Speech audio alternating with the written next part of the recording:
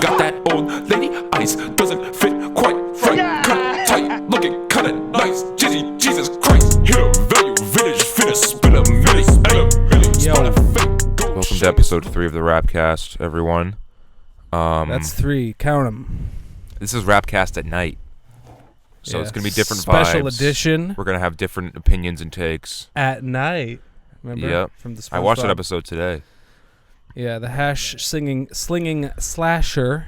That'd be a good rapper name. Yeah. Except probably copyright issues. Probably couldn't get it, fortunately. And I don't really like hash that much. Never had it. Regular weed is good for mead. Yeah. The point being, this is the Rapcast, episode 3. Quick introductions. Let's get them over the... I don't want to spend 20 minutes introducing myself every day. Okay? My name is Buddy Alex. I'm the best fucking rapper around.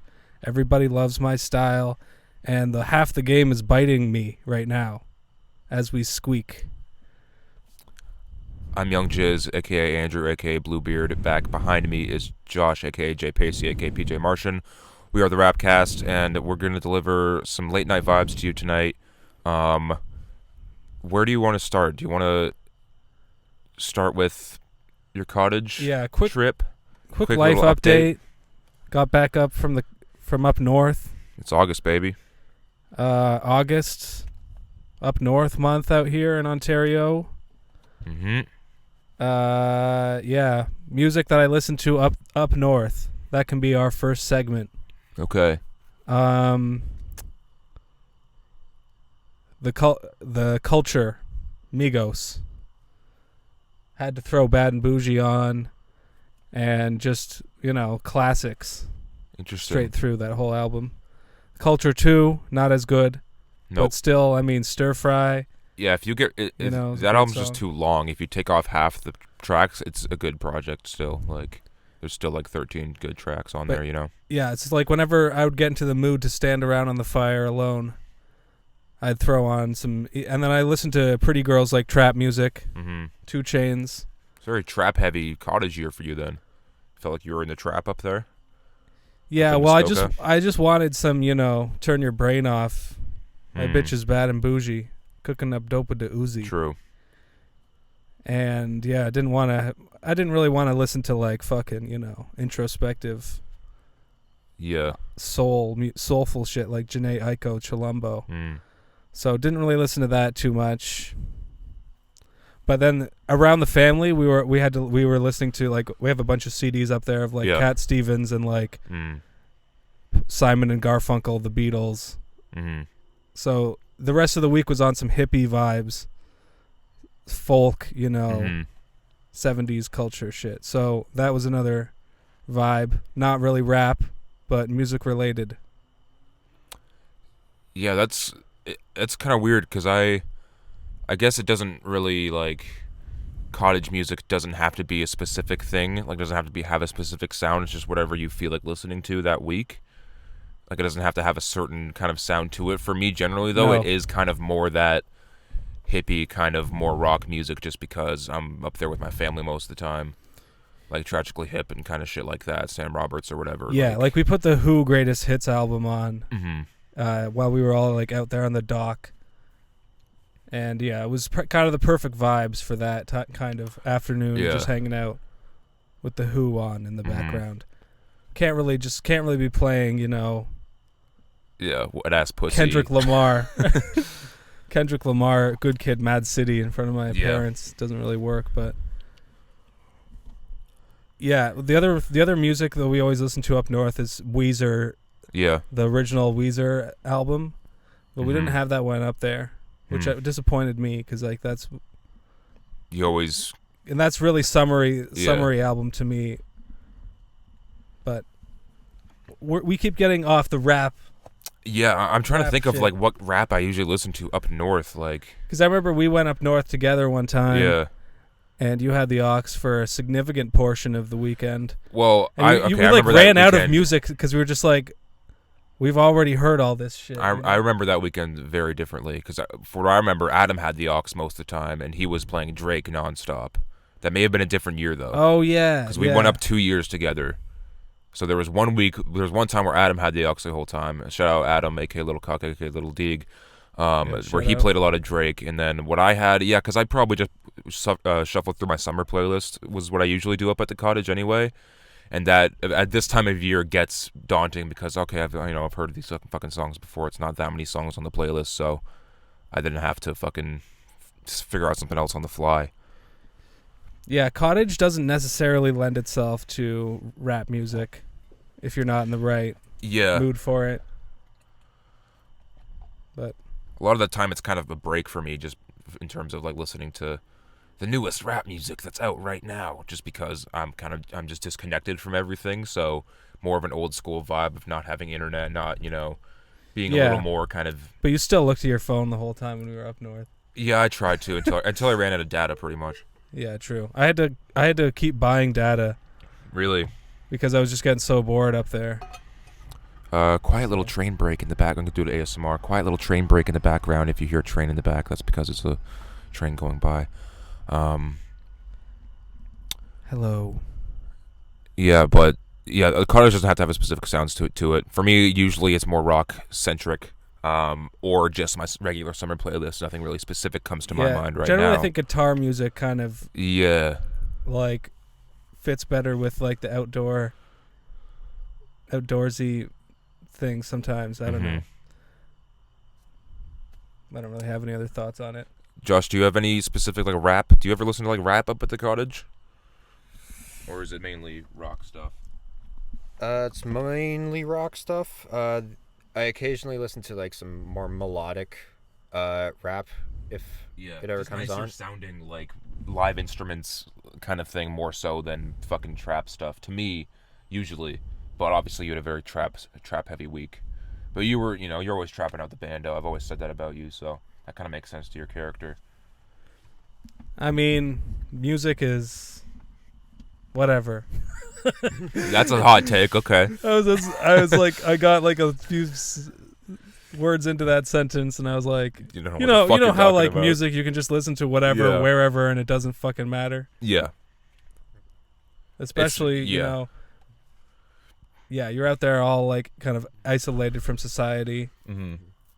Yeah, everything's very like real. There's nothing artificial, so you gotta like kind of match the vibe of it. You know what I mean? Like there's nothing. I imagine like listening to a lot of electronic music and like really heavy, like that kind of music up in the city where it kind of makes sense. You know what I mean? Yeah, it's like when you're playing board games and shit with your mom and dad. Like, you don't really. You want to have some like Led Zeppelin going on in the background. Yeah, exactly. Yeah. You're doing a puzzle. Like drinking some freshly made cocoa that your grandma like brought over from the old country. Yeah. And you have that song. What was the one? Ski Mask and XXXTentacion song where it's like, fuck, they just fucked up. I think. Fucked up. You done fucked up. Yeah, no way. Yeah, it's kind of you have to match the environment you're in. I agree with that. Because it's like, if it's like moshing kind of music, like you wouldn't do that up north where everything is like really nice and like you have no violent tendency whatsoever. But when you're like. But it kind of depends what up north vibe you're talking about, because at least in Josh and I's experience, we've had kind of in the past few years split cottage experiences, half the week with the family, half the week with our friends.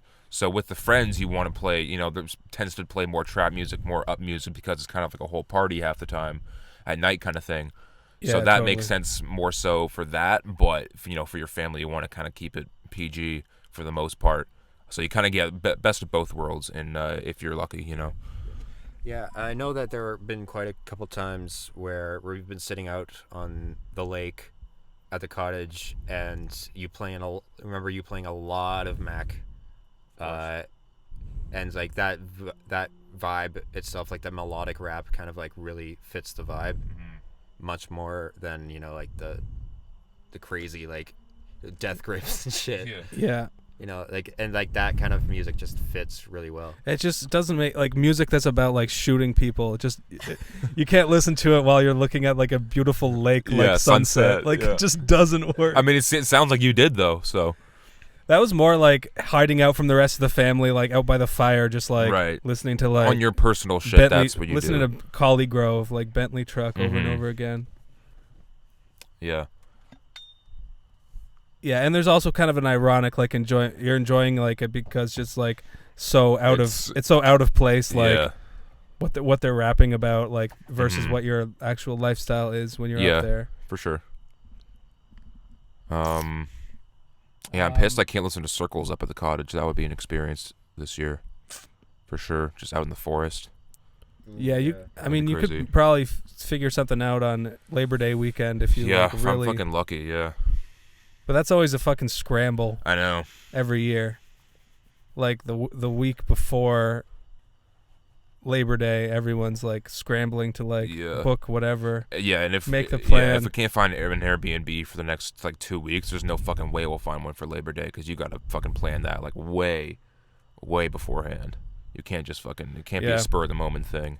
That was one thing my brother said from up north, where he just said like COVID ruined fishing. What? He just fishing, like he wasn't getting too many fish, and he just thought it was because COVID, like the more people up there fishing or whatever, maybe they overfished the lake. Yeah, that's not a bad theory. We hear the domino effect. Yeah. Yeah, it is weird when you go up north and it's like still when you walk into a store up there, that's still the mask like shit, and Anyway, let's move on from up north discussion. We discussed this as a topic a while ago, or we've kind of just talked about this again just between us before, but there's just some rappers that I can't get into just because of their voices. I'll list a few examples for me. It might be a hot take, but Danny Brown can't really. I respect him. Wow. You just broke my heart. I like a lot of his music, but it's just so hard for me to get past his voice a lot of the time. In the right space, if the vibe hits me, it'll hit me. But for the most part, I'm gonna have to say no to Danny Brown. I will say one thing about Danny Brown is that I was reading an interview with him one time, and I'll never forget this. He told about the time where he made one too many blowjob jokes around Adele and made her uncomfortable. That makes sense. Yeah, Danny Brown. Man, because you're a big Danny Brown fan. Yeah, Danny Brown. Like I consider that Atrocity Exhibition. Probably that's probably my number one album for that year that it came out. Really big fan of that one. But yeah, I get how he can be. His voice is can be annoying.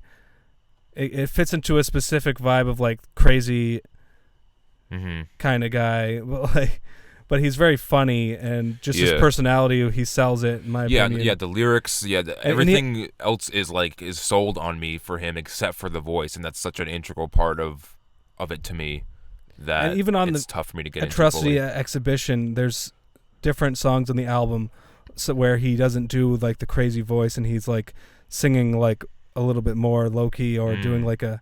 Yeah, I don't know if I've ever heard Danny Brown singing. Well, he's just kind of speaking in a much lower register and like a different kind of a rap voice. But yeah, and it's like that song "Ain't It Funny?" Like it's like I really enjoy the song, but I see how it can be very annoying to people with "Ain't it funny how it happened? Ain't it?" But it's kind of, to me, like it just justifies because of the meaning of the song being about how like drug addiction and how like you think your life's a TV show where you always bounce back, and it's like, oh, isn't it funny? Again, I'm screwing up my entire life, and it's like you take this ironic approach to like everything, and I really like the whole message of the song, but just sonically, if you can't get over someone's annoying voice. Yeah, to me, Danny Brown is a lot like Mac's album Delusional Thomas, except throughout the whole career, where it's a specific voice that usually wouldn't appeal to like a larger audience, but since Delusional Thomas, which was a small project, and he only did it a few times on other projects, it was good. But with Danny Brown, another thing with Danny Brown is that just like his voice makes it hard for me to understand a lot of his lyrics some of the times, and I'm a big lyric guy. I don't have to go on a ledge and say that, I think. But for me, yeah, sometimes I can't even catch like what the fuck he's trying to say. Yeah, the Delusional Thomas example is interesting, which we should probably explain a little bit, just that in case people don't know. Mm-hmm. Mac put out this one album called Delusional Thomas where he's doing a effect on his voice to make him like high voice rapper, and it's like he's rapping as this character Delusional Thomas, who's like it's just like horror, the violent voice inside his head that's like, and he does a whole album kind of exploring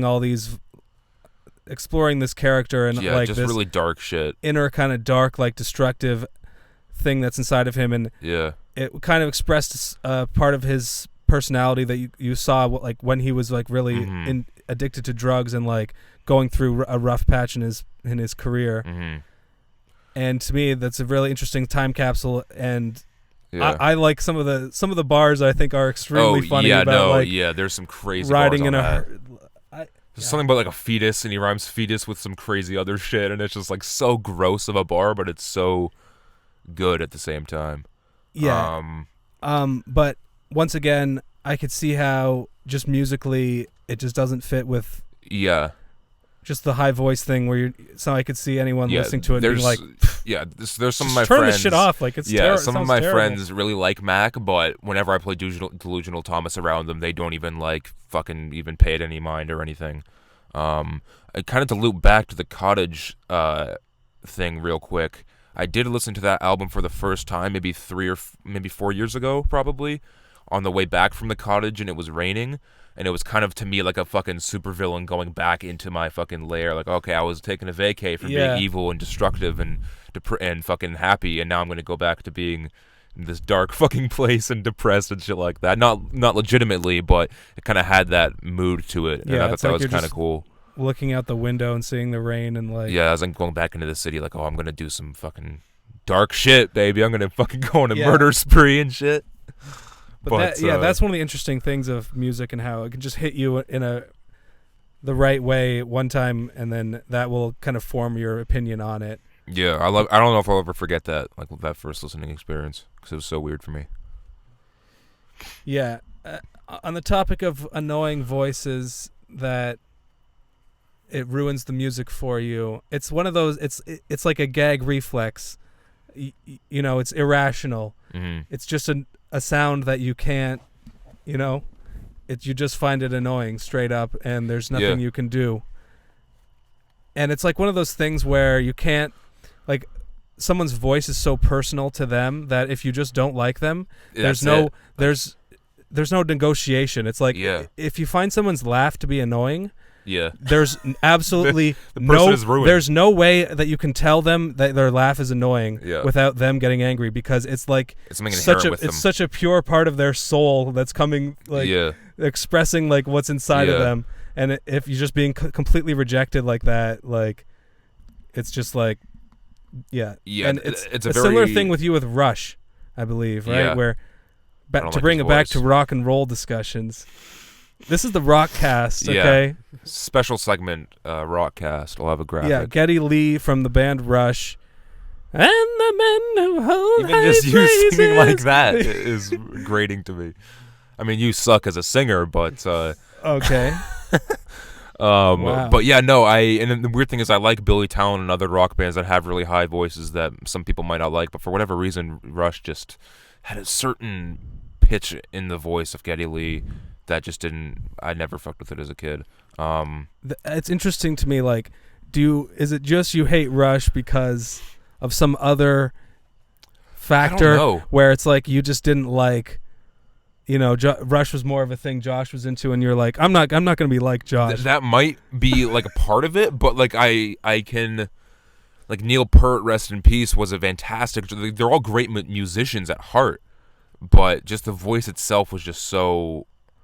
Like, they have good songs, and I'm not afraid to say it. Yeah, the it's only just Rush song me. you liked was the one that was just instrumental. Yeah, that was YYZ. when I was a kid. Yeah, But that's the thing with voices is that like you can kind of argue like to your friends like, oh, you don't like the production on this? Oh, well, there's other songs with different production. Oh, you don't like the vibe of this song? Well, he has different songs with different vibes. If it's the voice, and that's kind of, well, all right, I don't have an argument for that because that's just kind of his voice, unless it's a specific voice on a specific song, but that usually isn't the case. And for certain singers, it's something that, like Danny Brown, I can admit is like, I can understand why people like him and like his voice.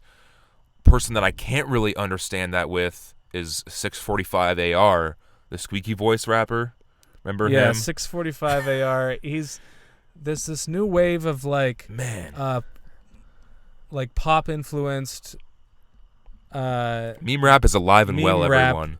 Meme rap is alive and well, and Young Jizz is coming to take that spot.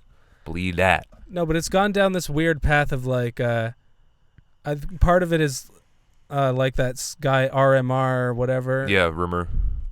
Where the whole joke of it was like mixing like pop music and like country singing and like emo singing and stuff with rap lyrics. With like lyrics about, drive-by shootings and like stuff like that, and stealing people's stuff and Trapping and gay. Trapping hard.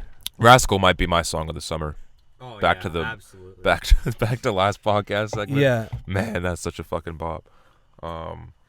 But it's the fuck point. 12 the sentiment. point is, it's this new wave of meme where it's kind of flipping that, if it's flipping around that trap stuff into some like different musical thing that like somehow makes it funny or novel. And this 645 AR guy, where he sings extremely in this auto tune where it's extremely high pitched, and he's like,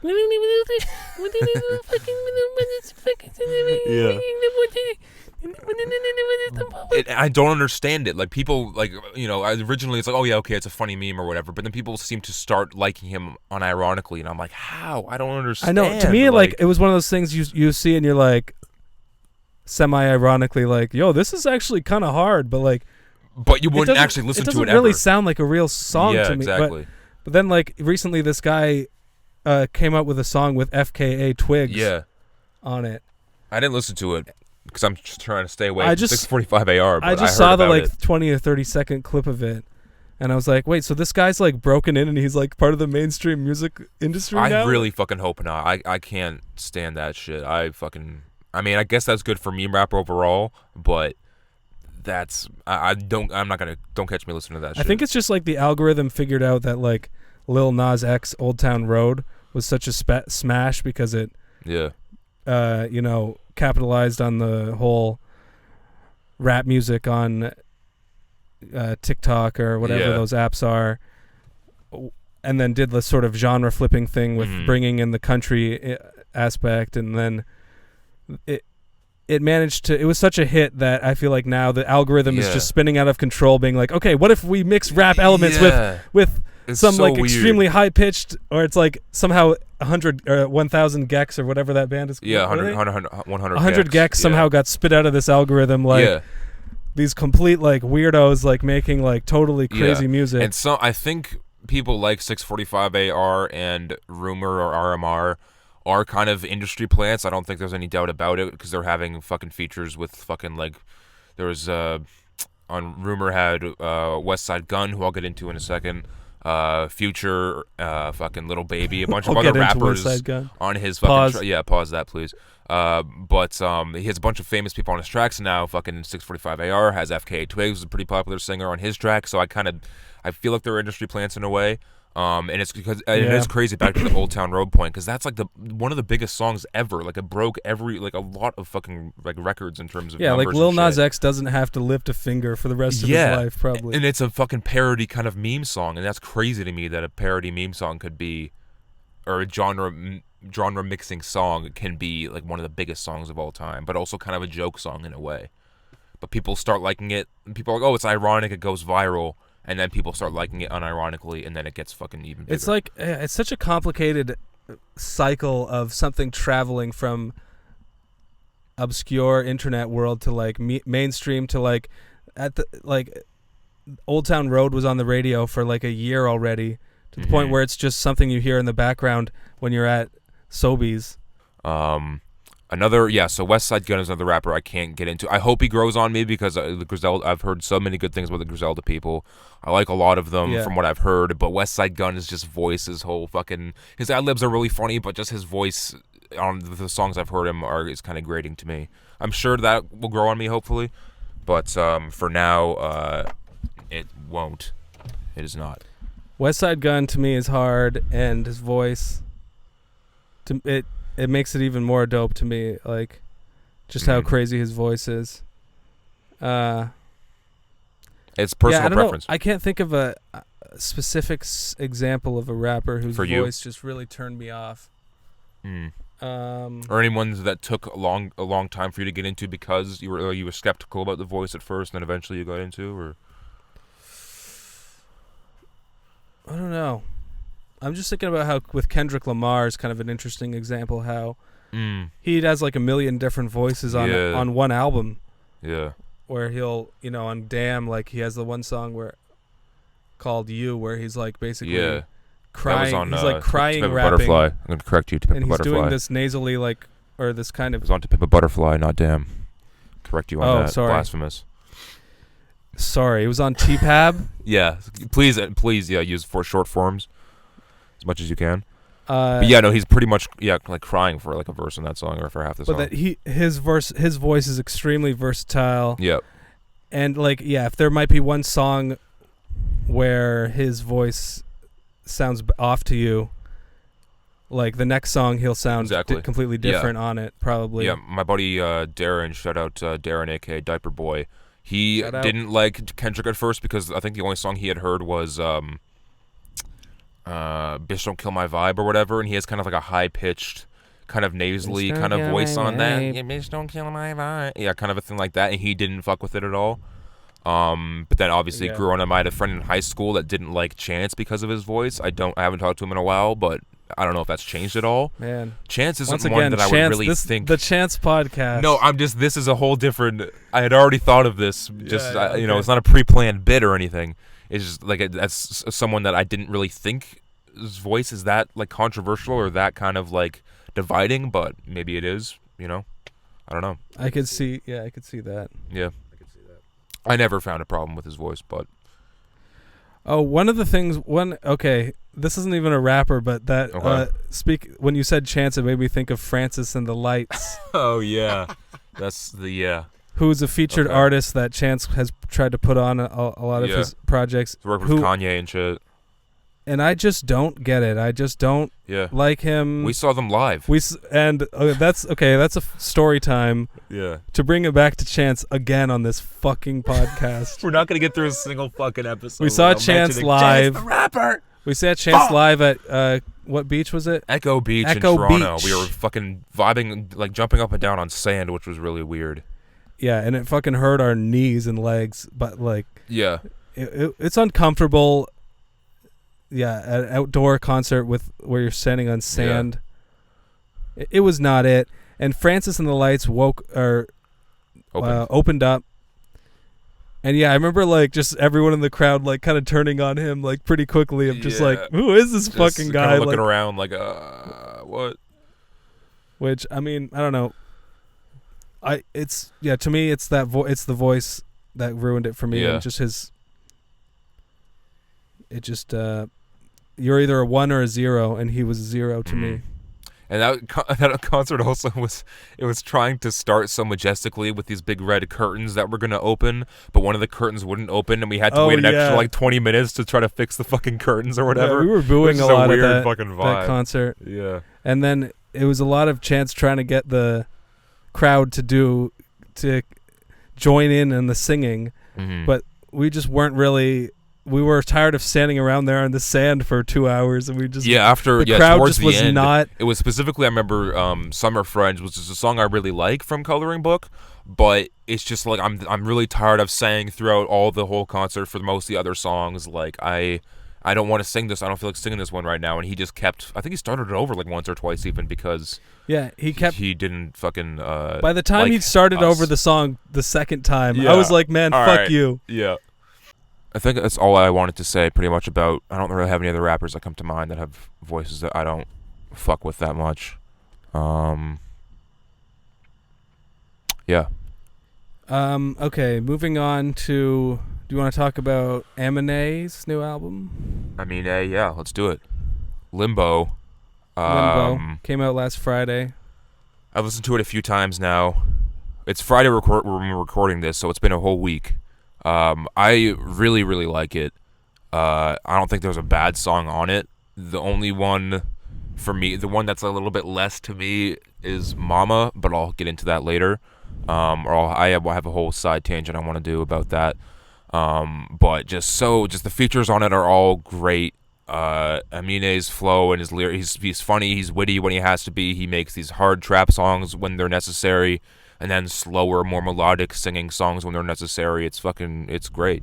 What do you guys? I think both of you guys listen to it now, yeah, right? I listened to it just for the first time today, the whole way through, and I was also pretty impressed. And this is both of your first Aminé album, right? Yeah. Actually, sorry. I listened to 1.5 literally right before I listened to Limbo, just for like the preference, because Blackjack is one of my favorite songs of his. I've only heard the hits of Aminé so far at that point, and I love Blackjack. I love the music video, everything about it. Like the little details in the music video are fantastic. I just love that song, so I dived into that album, and it was kind of like, the album itself was kind of hit or miss for me. Like, then again, I might need to give it a second listen. I've heard 1.5 is, out of the three, Good For You, 1.5, and Limbo is probably the weakest, because it's called 1.5 because it's kind of like not really a second album. It's kind of 1.5. It's kind of just some extra songs he had, pretty much. So it's not like a full project, I think. Yeah. So compared to that, Limbo is fantastic. I love the melodies on it. I love all the like what you're saying, the features, and I do agree with you that the Mama thing was kind of like it was a little much, I think. Okay. Like, nothing against his mom or anything like that. No. Like, no. Yeah, if you're listening to this, Aminé's mom, fuck you. So yeah, but I think I do agree with what you're going to say about the tangent. You've like told this to me before, and I agree. I think I mentioned it to both of you now. Yeah. But I'll let everyone get off their opinions about this album first before I go off on individual tracks. I think the only other thing that I would say is that there's a thing with a lot of rappers. I find it, not just him, but like a lot of albums that have a lot of tracks. The second half is always really tricky to keep your attention. This one, I think that it did really well. Like, I was paying attention throughout the entire thing.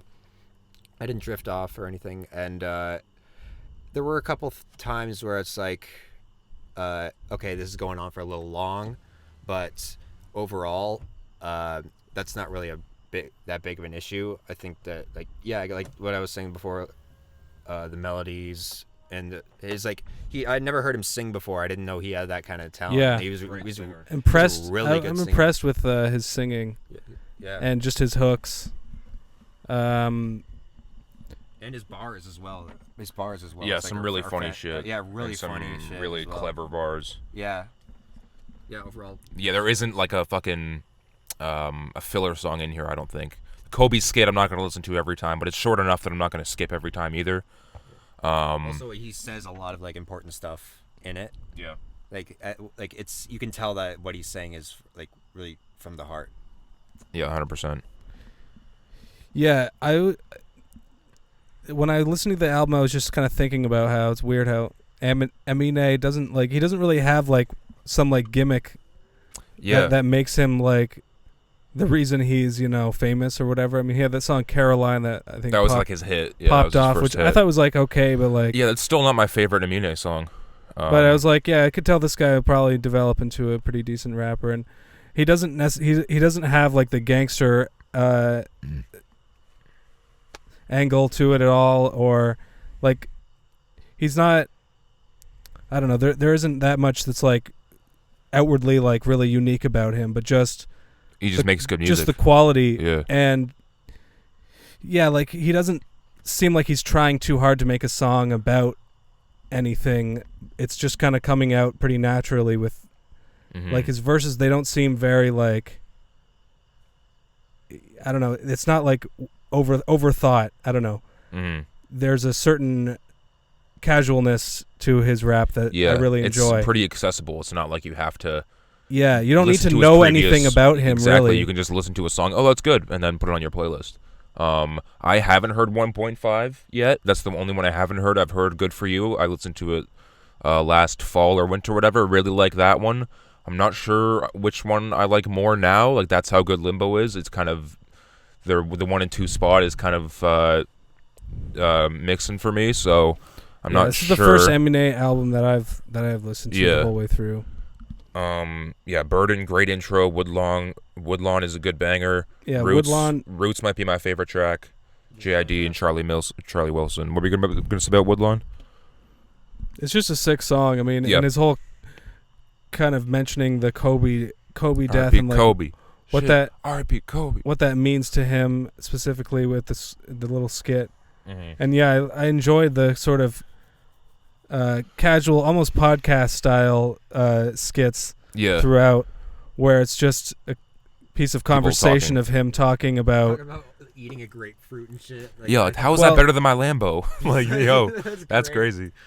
Yeah, and just and like just like the bars and the music itself, it's not like overly thought or overly, it's not like he's trying to write a thesis paper about anything, but just impart some of the wisdom of him growing up and being 26 and like and this is another addendum to our Chance conversation about being All right, cut everything.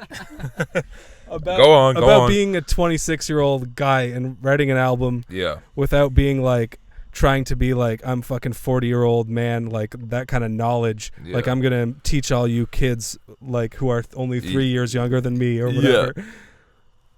But yet still just talk about life in a way that isn't like preachy or doesn't come off as kind of a it know-it-all. It doesn't come off douchey at all. Yep. Like I just love how he just manages to express himself so naturally in a way that doesn't make me hate him like so much like I do with so many rappers. Yeah, he's very easily likable. Yeah. Can't Decide is a weird one just because it has like the kind of more what's the word? Can't Decide I really enjoyed because he's like because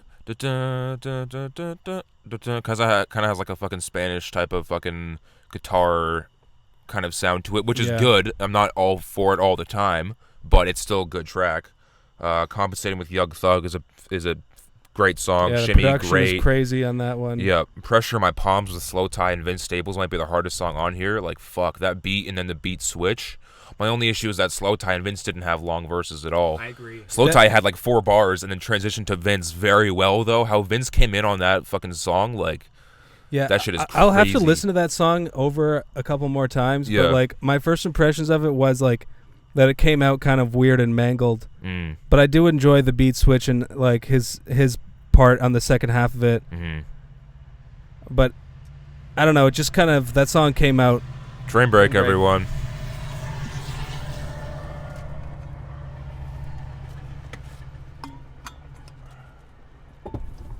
It's a good looking train for you right there. Anyway, go ahead. The song came out a little bit weird to me, but maybe I'll have to listen to it a couple more times. But Palms, I agree with you on that other song's Shimmy. Yep. I really I liked how he flipped the Old Dirty Bastard sample. Because Shimmy Shimmy Ya by Old Dirty Bastard. Look that one up, kids. Yeah. It's a good song from 1995. Before any of us were born. Yeah. Riri wasn't my favorite at first, but has really grown on me now. I immediately enjoyed Riri. And I was like, I like how he has a song where he's kind of being like the bitter ex, like talking about having his heart broken, but in a way that didn't make me sound like, oh, shut up, you loser. But like, I was actually just like, like.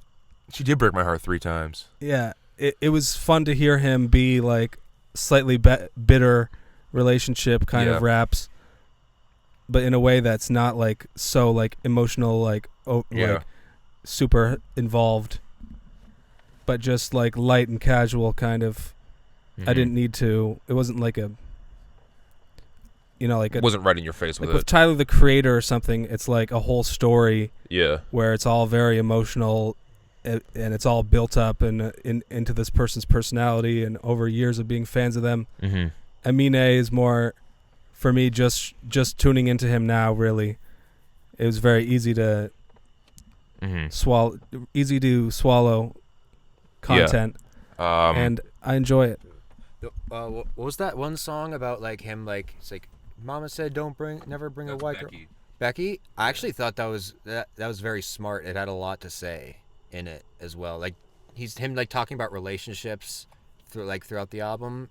Specifically about an interracial relationship too, which is you don't hear a lot about. Yeah, exactly. That's about like a specific situation like that. Yeah, that's what I was thinking of. Like the entire. I don't really remember the last time I heard a song about like specifically an interracial relationship like that, and like the perspective that he offered on it is really interesting to me. I found that like really, just really cool and. Props to that one. Yeah. Just very like you don't really hear about that stuff a lot, and I give him props to that for that, and Salute. He has a lot to say, and like even like just about relationships throughout the whole thing as well, and like some like dirty shit too. I thought it was pretty funny. But overall, I think he like I didn't expect him to talk about relationships that much throughout the album, but now that like giving it some time, I was like, I don't mind it. Don't mind it because I think he had a lot to say that was really insightful and interesting that I haven't heard before. Mm-hmm. The song with Summer Walker is good too. Easy. I like that one too. Yeah, that's a fantastic. very good R&B. Kind of goes on a little long, but I don't care. It's good, so I don't care if it goes on long. I'll skip over Mama for now. Becky, we just talked about. Fetus also has a very much theme to it, talking about parenthood. It's interesting for someone to talk about parenthood who hasn't had a kid yet and what he thinks it's going to do to change his life kind of thing is an interesting take on it. Well, a bunch of the injury reserve guys, RIP Groggs, I think it is one of the members who passed away recently, is talking about his son or his fucking child. I don't know exactly the gender, but and My Reality is a great closer overall. I'm sick of rap songs about moms. I was about to say I'm sick of rap songs. I'm sick of rapping. I'm sick of rap. I'm out of this podcast. It's really hard to make it original because it's been done so many times. Like it's still a good song, Mama on Aminé, but it's probably my least favorite just because it's so hard to make it unique and its own thing because a lot of the stories like, I'm gonna buy my mom a house. I bought my mom a house. Like, yeah, okay, what else? He does get each song about that does get into some specific shit, but for the most part, it's like run of the mill shit. Fucking 21 Savage had one. Lil Yachty's had one. Big Sean has had one. They should have ended it with "Dear Mama" should have been by Tupac because it should be the only fucking song about moms, and then everyone's end it there. Trying to be like Tupac. That's my kind of thing. Is that I know it's like kind of like a, it's a cool thing to kind of tie hip hop together. Is there's so many songs about mamas or moms in different fucking generations of rap, but it's just so hard to make it original. Is my main point.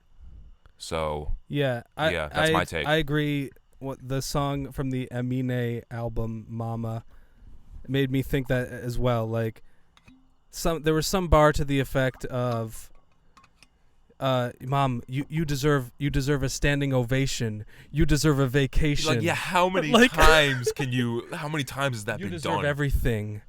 You work 9 to 5, 2 jobs, like, and you had to done. Discipline me to show me how to do it right. And I'm not saying they're wrong for doing it. I'm sure they all mean this from their heart, but it's just like it's been said before it's so many played. times. Yes.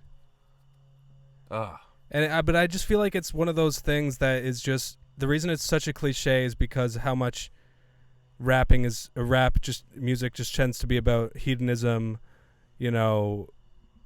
sex and drugs and things like that. So then you have to have the one song that's like, gangsters need love too, and yeah. And a lot of the people that are rapping are doing it not as a form of hobby or anything, are doing it to make it out. And as soon as they do that, this is their platform. Like, they want to fucking say, shout out to my mom. She was the only one there for me. A lot of these rappers don't have dads in their lives, or their mom was like the main source of fucking like they were with their mom for the most part of their life. So I understand it and why it's a thing. Yeah, but that doesn't make it a good song, you Yeah. know. And yeah, it's just so much of the you deserve everything. Yeah. You deserve Okay, like what else? a you gold know? chain. I'm gonna have a song about my mom, but make it all specific, very like references, just deep references that about, only like, all get. You were wrong in that one argument Yeah. that one time. Mom, you changed up my whole room without me even being there. What the fuck was that? But yeah, I had to get that off. I'm sorry, guys. I'm sorry, every mom that's listening out there. But my mom is better than yours, so you can shut the fuck up either way. Yeah. One of the things that made me notice this whole trend way back was when Big Sean put out the album I decided. and it had 2 I Love My Mom songs. One Inspire about Me. how Inspire Me, which Yeah. is actually a pretty good song. I do kind of. I just like the melody of it. And I the actually beat is like good. Inspire Me, but then Yeah, the me second too. one was like even more just shit about how, I call you up all the time and I feel so bad when I don't call you up. Yeah. And it's just like a Seinfeld episode of like, Mm-hmm. It's like just give that song to your mom. Like you don't need to announce the world. Yeah, make it please, and show it to her and have this lovely moment. But I don't fucking care. So that's what that's my take. It's funny It's for me like- to be so harsh in this. Well, it's like in this I don't mom care until you conversation. fucking make me care by making a good song Yeah. and writing something other than, yo, I really appreciate you Yeah. and all the things you did for me. Now that I get to ride Yeah. around a gold jet ski, Mm-hmm. and now that I get to go to the strip club every day, Yeah. and eat cereal there. And that's kind of I guess Eminem has also had songs about his mom, but in a very different light because of his it was fucked up upbringing. So that even then it's more unique like that. yeah, because his mom had Munchausen syndrome or whatever, and it made him believe that he had like diseases that he didn't have and shit like that. So Jesus that was some Christ. interesting songwriting because he had Yeah. to like really deal with some like Actual shit there. It's not all positives in that situation. Moving on to more new music. Joji's song is good. I know you don't want to stay on the Joji shit. I'm just gonna say, the Joji song was good. The IDK, GID, DJ Scheme, and Kenny Mason, a lot of fucking just letters in there. But that's a good song too. New JID, IDK, DJ Scheme, and then Kenny Mason. LOL, DJ LOL. And then LMFAO on production. They're back, baby. After how many years? Yeah. Weekend Juice WRLD song was pretty good. It's kind of weird that wasn't on the album. Maybe it's gonna be a hit. New 2 Chainz and Lil Wayne song is good. Not as good as the stuff on the first Collie Grove, but that's just off first listen. I think I'm gonna listen to it like once or twice anyway. New Kali Uchis and Rico Nasty song. I didn't know this was coming. Really weird combination, but I really like it. The video was crazy. Did you listen to that song? No, I didn't even. I didn't you even were at hear the about cottage this for shit a 'cause week. I was up Yeah. north. Yeah. Really, yeah. It's mainly mainly both of them rapping in another language because I think Rico Nasty is Puerto Rican. But there are some English parts in it. But it's just it's a weird kind of vibe for Kali Uchis because it's more of like a kind of a trap beat in a way, or has more like trap elements to it. But Rico Nasty isn't going nearly as hard as she would on a trap beat. Rico's kind of going more in a Cali direction, or kind of putting herself in more of a Cali kind of song, and then fucking Cali just doing the opposite, making more of a Rico Nasty song. So it's an interesting combination. Yeah, that's weird when they do that. And then there's a remix to Anderson .Paak's song Lockdown with JID, J-Rock, and No Name. So that one's a good one too. J-Rock has some questionable bars about vaccines and some of this shit. He has anti-vax bars? Yeah, kinda. Yo. Which isn't the first time a TDE rapper has this. I think Absol has had similar stuff, but Absol's on a different. He has a whole different mindset. He believes in Nibiru and all these the different. Anunnaki. Yeah, some crazy shit. But that kind of ruined the song a little bit. But GID and No Name still go hard on it. Wow. Also, We'd be frank not to mention. Is that a term? We'd be frank not to. Frank Is that fair? Underwood. I'm thinking of Frank Reynolds. Frank Ocean. Yeah. No, I'm thinking Frank Reynolds Frank from Ocean, Always Sunny. Not to mention the world capturing event that Please took roll down the place. windows. Thank you. You ruined our wet ass pussy intro. God damn it! It's hot. It's too hot. This pussy too. Okay. Her pussy was too wet and hot, everyone. Yeah. Now I'm going to show you guys a diagram of the female anatomy. Now I was going to show you guys my pussy. Yeah, live. Yeah.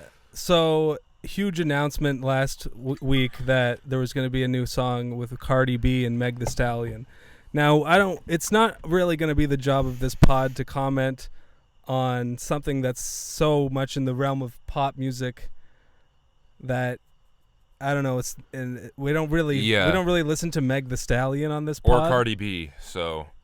And it's not because we're misogynists. Like, I'm a barb all the way through. Nicki Minaj is, to me, a treasure. Musically, she's got hits. She could go far with hits. I mean, so that's not what's going on here, but it's just, this music video came out called WAP, which stands for Wet Ass Pussy. And so dirty for that. For doing that. Gross. And it was basically, in my opinion, it's a manufactured outrage thing where the video is all about, female sexuality. Yep. Oh, check out my big pussy, and I'm all so wet. I'm fucking so exploding juice everywhere. It's like you need to mop up. Macaroni in a pot. That's some wet ass pussy, baby. What? Like that's kind of interesting because what was it, Ben Shapiro that was like crying or something because he was talking about it. He like read out the lyrics like this. Do you believe this? This is what's happening to music right now. It's like that fucking Vince Staples thing that happened with the fucking Karen mom heard like North on the radio and started crying, and then Atlanta did like a fucking like parody to that on the fucking Paperboy song. Yeah, that was hilarious. It's like, being so outraged that it's like a song about pussies is also lame. Yeah. But also, like, you're a virgin. I think shut up. What's even worse is like, I didn't really like Fantano's take on it, where he got all behind it, like, oh, this is feminism and this is like female empowerment stuff, and like. Yeah, I didn't hear about that. I just think it's so pathetic to simp for Meg Thee Stallion because she had the bravery to put a song out about pussy, and just like, because it's like. It's really not that. There's not really much to talk about. It's a very mediocre. Yeah, song I get it. I get it that rap has been a man's game for a long time and is still very much a man's game. But we're starting to see more of a uprising of female rappers, which is good. I'm here for it. But that's kind of if that is to what fucking if Megan Thee Stallion is to what fucking female rap is, then it's pretty much Migos to male rap, talking about just the same kind of shit at the same time. Yeah, I was in a different gender. Yeah, I was about to say like oh, it's like for the people who are like people like who are like the contrarians or whatever. It's like, oh, but you're okay with like male rappers talking about their dicks and shit. It's like, no, I'm not. I think that's equally as gross and like over the top. I mean, it's just like that's what so much of the jokes behind a lot of the Young Jizz songs are like. Wouldn't it be funny if a rapper was just like, yo, I show up and I just come on everything, and my fucking dick just pops out of my pants because it's so huge, and like, sure, that walk into the room, see my dick as an introduction is one of my bars. But you're not supposed to take that seriously, exactly, as like some kind of political message about like, well, look, we're men and we're out here just owning our sexuality, and it's like, no, man, like you're thinking you're thinking too much. You're putting too much stock into this, and. Yeah, I mean, the other side of the internet is also lame, where it's like these, like angry incel dads that are just like, can you believe our kids are listening to a song about a vagina? Hasn't had sex what will happen to them? 13 years. Precious brains. Yeah.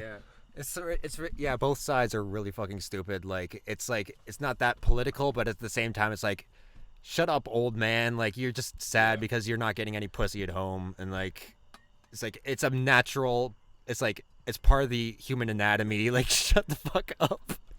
So But- yeah, I'm the thing slightly is, more when- annoyed like, by the male, by the complaining about it. It's a lot of it is about the spectacle of the bit of the song and the video, having like Kylie Yeah. Jenner show up in it or Yeah, and whatever. It was everyone's like a oh, big why deal. not? Yeah, put someone else in this video. Like, why her? You know, like. But yeah. part of it is like be provocative so that you will cause this wave of backlash, and then Cardi B Upstreams can of do it. some tweet about it saying like, Yeah. man, all these people freaking out, and I'm just trying to live my life, and then a bunch of people will retweet Yeah. that, and it will become this whole female empowerment thing, and it's just like, yeah.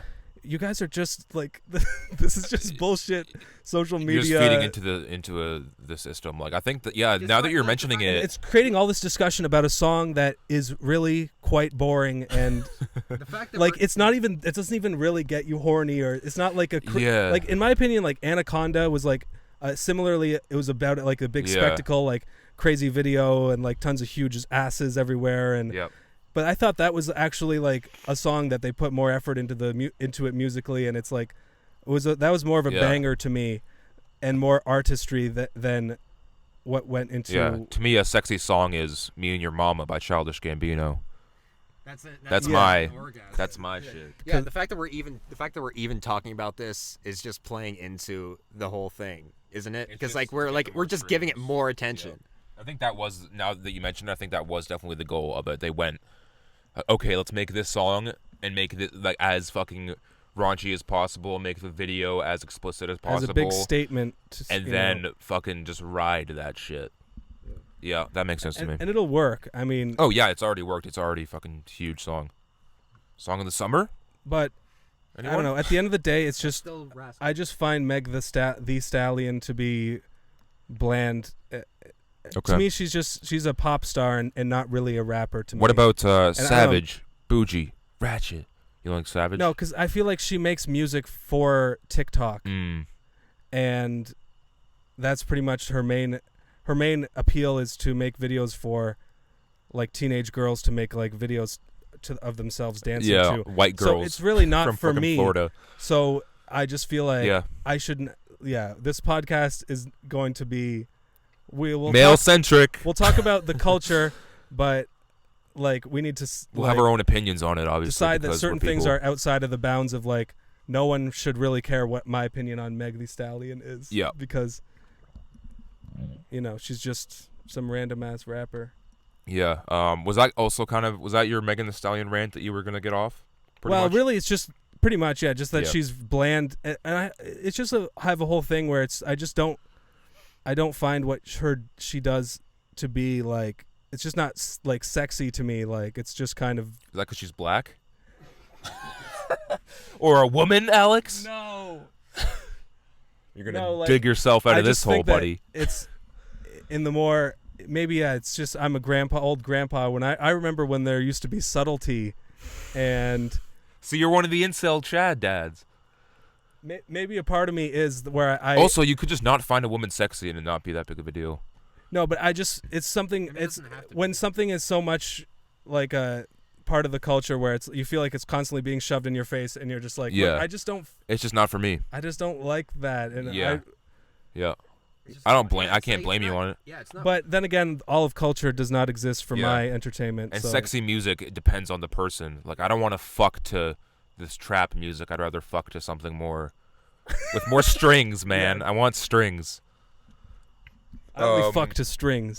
Get a violin up in Yeah. Ooh, I'm fucking hard right away as soon as I hear a violin. Yo, that'd be a sick genre of porn. Yeah, violin porn. Yeah, instead of that whammy, like bow, wow, it's Yeah. just like Yeah, some fucking Star Yeah, Wars man. shit.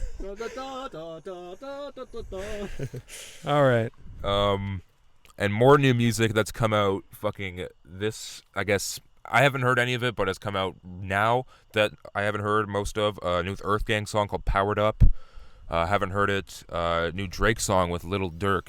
Yeah, That's going to be on his new album I heard called... it. I saw the video. The album's going to be called Certified Lover Boy is what the album's What? going to be called. And I already don't like the No. album. I already don't like it. That's gonna be a Fuck, no man. from me, dog. Certified Lover Boy? That's so... when he gets Me Is that a Too. weekend? It sounds like a weekend album. When he gets Michael Jackson in 10 years, we're gonna look back at this album like, oh no, we should have seen it coming. Drake, the Grooming album. Yep. Anyway, what's the song? I haven't heard the song. It's. What do you think? I forget what the fucking song is called, but I just saw the video. Yeah. Kevin Durant shows up in the video, so that's pretty chill. The fact that you can't remember it kind of says a lot about. Well, just the name. Yeah, I don't know.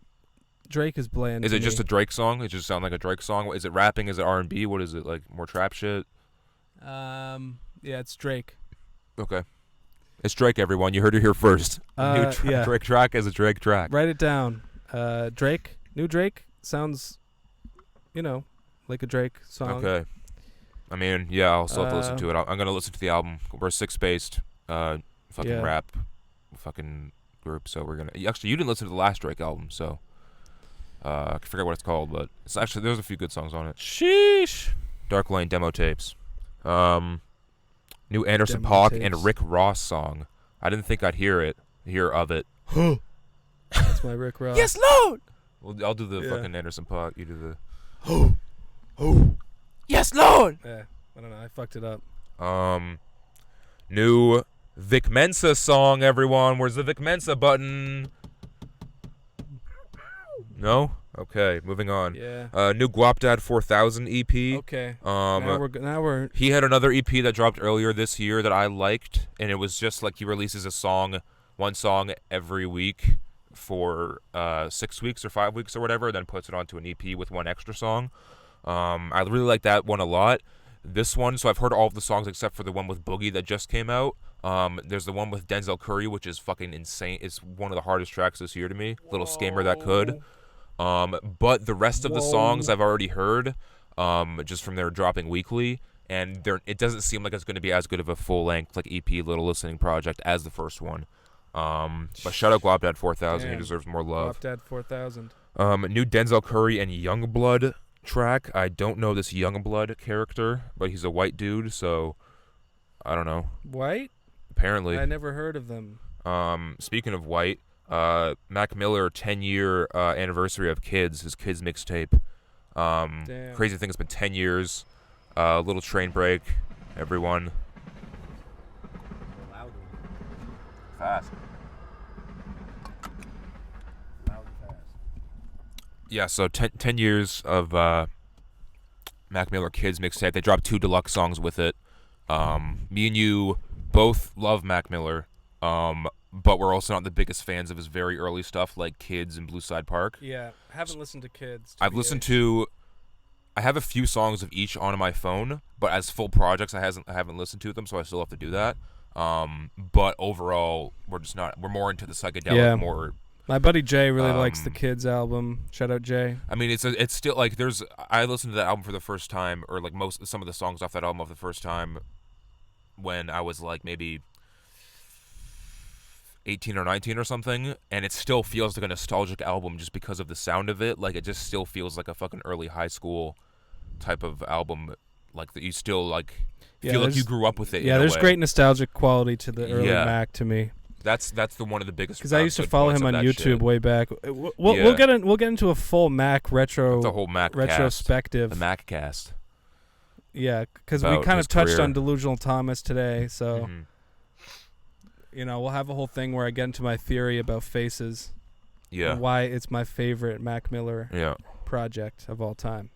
And I'll save my favorite Mac project for that podcast as a little teaser. Ooh, surprise. But that's all the new music that came out, pretty much. Yeah.